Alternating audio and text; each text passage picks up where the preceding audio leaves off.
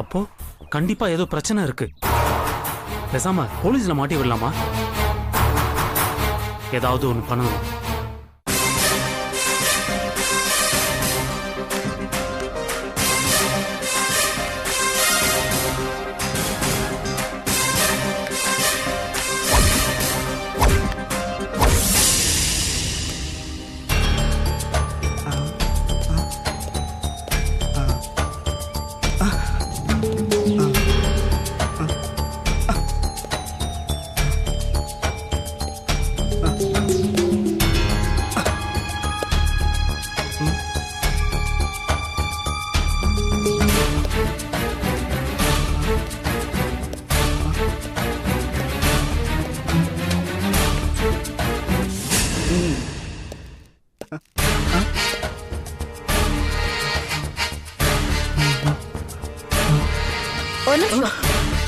யாரை பார்க்க வந்தீங்க?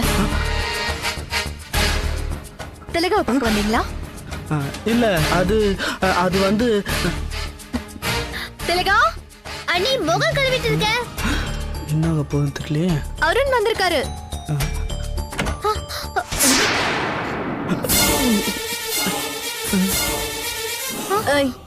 என்ன அப்படி பார்த்துட்டு இருக்க? இவர் தானே நான் செஞ்ச கேரட் அல்வாக்கு கைக்கு தங்கவலையில் போடணும்னு சொன்னவரு.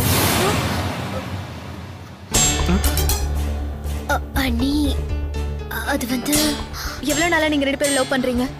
4 months தான். 4 மாசமா இந்த விஷயத்தை என்கிட்ட இருந்து மறைச்சிருக்க. உங்ககிட்ட நான் சொல்லணும்னு தான் நினைச்சேன், ஆனா பயமா இருந்துச்சு. எதுக்கு பயம்? நான் உங்ககிட்ட ஃப்ரெண்ட் மாதிரி தானே பழகுறேன். அண்ணி மாதிரியா பிஹேவ் பண்ற? சாரி அண்ணி. அம்மா எதுக்கு ஸ்வீட்? அது எனக்கு பார்த்த பொண்ணு வீட்டுல பெருசு ஒண்ணு மண்டையை போட்டுருச்சு. அநேகமா கல்யாணம் நின்றுன்னு நினைக்கிறேன். அதான் திலகாவுக்கு ஸ்வீட் கொடுத்துட்டு போலான்னு வந்தேன்.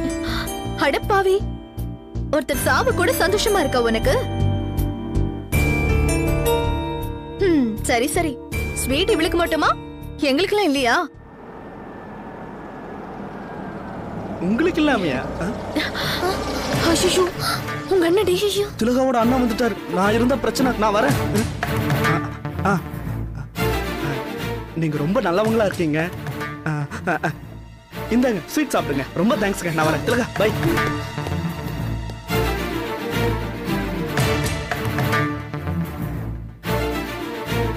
மறையர்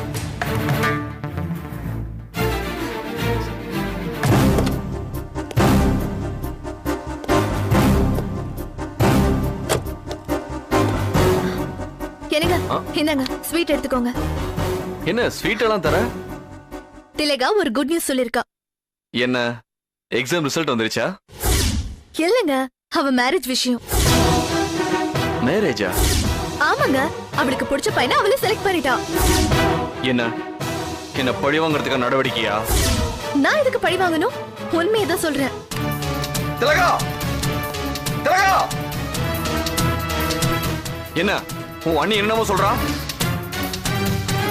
உன்னதான் கேக்குறேன். ஆமாண்ணா.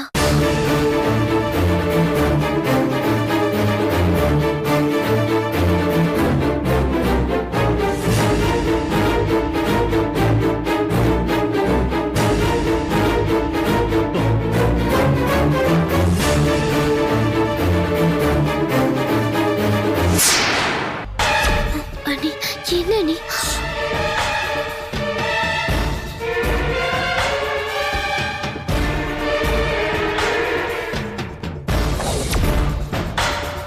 சரி, யார் அவ?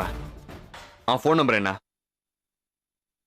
அந்த பையன் பக்கத்து வீட்டு பையன்தான். அவனை கூப்பிட சொல்லட்டுமா? கூப்பிட சொல்லு, கூப்பிட சொல்லு. ஜெனிஃபர் உனக்கு எப்படி தெரியும்? நான் படிக்கிற காலேஜ்ல தான் ஜெனிஃபரும் படிச்சாங்க. அவங்கள எனக்கு ரொம்ப பிடிக்கும். அவங்க மேல எனக்கு தனி மரியாதை. ஸ்டடீஸ்ல எனக்கு நிறைய ஹெல்ப் பண்ணியிருக்காங்க. அவங்கள மாதிரி ஒருத்தர் என் வாழ்க்கை துணையா வந்தா எனக்கு நல்லா இருக்கும்னு பட்டுச்சு. நான் ஒரு தடவையா காதலிக்க ஆரம்பிச்சேன். பட் அவங்க கிட்ட நேரில் போய் ஒரு தடவை கூட என் மனசுல இருந்த ஆசையை சொன்னதே இல்லை. அவங்களோட எல்லா விஷயத்தையும் நான் டீப்பாக அனலைஸ் பண்ணேன். காலேஜ் படித்த வரைக்கும் ஜெனிஃபர் மற்ற பொண்ணுங்களை விட படிப்பாகட்டும், பிஹேவியர் ஆகட்டும், she is gem of the person. அதனால நான் அவளை கல்யாணம் பண்ணிக்க ஆசைப்பட்டேன். எங்கள் வீட்டில் கொஞ்சம் பிரச்சனை இருந்தது. அதை முடிச்சுட்டு உங்ககிட்ட வந்து ஜெனிஃபர் எனக்கு கல்யாணம் பண்ணி கொடுக்க முடியுமான்னு கேட்கலான் இருந்தேன். ஆனா அதுக்குள்ள இவ்வளவும் நடந்துருச்சு அங்கிள். அது மட்டும் இல்ல, எங்க அம்மா தான் ஜெனிஃபர் ஏதாவது பண்ணிருப்பாங்கன்னு நினைச்சு அவங்கள போலீஸ்ல புடிச்சு கொடுத்துட்டேன். ஆனா எங்க அம்மா கொடுத்த தகவலை வச்சு சட்டவிரோதமா கருக்கலை பண்ற ஒரு இடத்துக்கு போய் ஒரு பொம்பளையை விசாரிச்சாங்க.